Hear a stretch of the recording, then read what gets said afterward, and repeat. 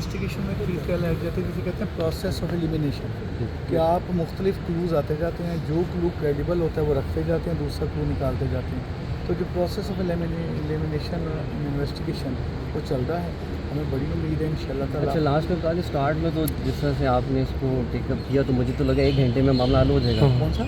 जिस तरह से आपने स्टार्ट में इंटरेस्ट लिया और कहा, मुझे तो लगा कि सबको लगा कि 1 घंटे में ये मामला हल हो जाएगा, तो अभी तक बस यही कहा जा रहा है कि ढूंढ रहे हैं, देख रहे हैं, पता कर रहे हैं। ब्रदर पता क्या है, इफ़ यू पुट, मैं फिर वही चीज़ जो मैंने उस दिन भी आपसे बात की थी, if you put your self in my shoes ना, जो इन्वेस्टिगेशन है ना, इन्वेस्टिगेशन में चीज़ होती है, it's a tedious sort of thing. आपको एक ब्लाइंड केस मिलता है, उस ब्लाइंड केस से आपने क्लूज़ निकालने होते हैं, उस क्लूज़ को मुख्तलिफ डॉट्स को कनेक्ट करना होता है।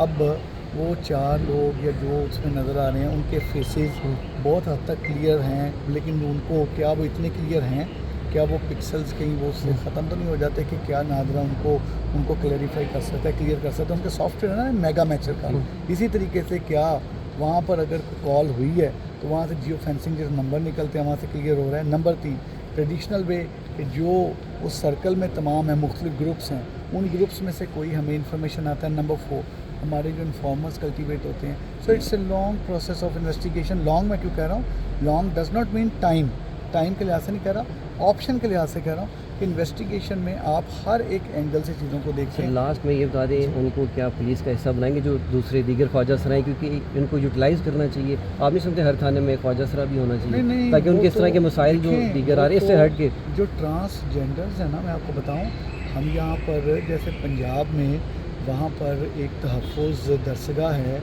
वहाँ पर हमारे डिफरेंट सेंटर्स हैं जिसमें तमाम के तमाम जो ट्रांसजेंडर्स हैं वो उस कम्युनिटी को प्रॉपर तरीके से उनके इश्यूज़ प्रॉब्लम सब डील कर होते हैं। मैं कुछ करने जा रहे हैं सर, वो हम बिल्कुल करने जा रहे हैं यहाँ पर एग्जैक्टली, ना सिर्फ उनको रेप्लिकेट करने जा रहे हैं बल्कि मज़ीद बेहतरी के साथ रेप्लिकेट करेंगे। इसमें सिर्फ वो ट्रांसजेंडर्स नहीं जो ट्रांसजेंडर्स इस वक्त इस एज को हैं 20, 25, 30, बल्कि वो ट्रांसजेंडर जिनकी 6 साल 7 साल उम्र है, जिनके वालिदैन ने उनके पैदा होने पे बड़ी खुशी की, लेकिन जब पता ये लगा तो उसके बाद वो एक डिनाइल में चले गए और उनको घर से निकाल दिया, किसी के हवाले कर दिया।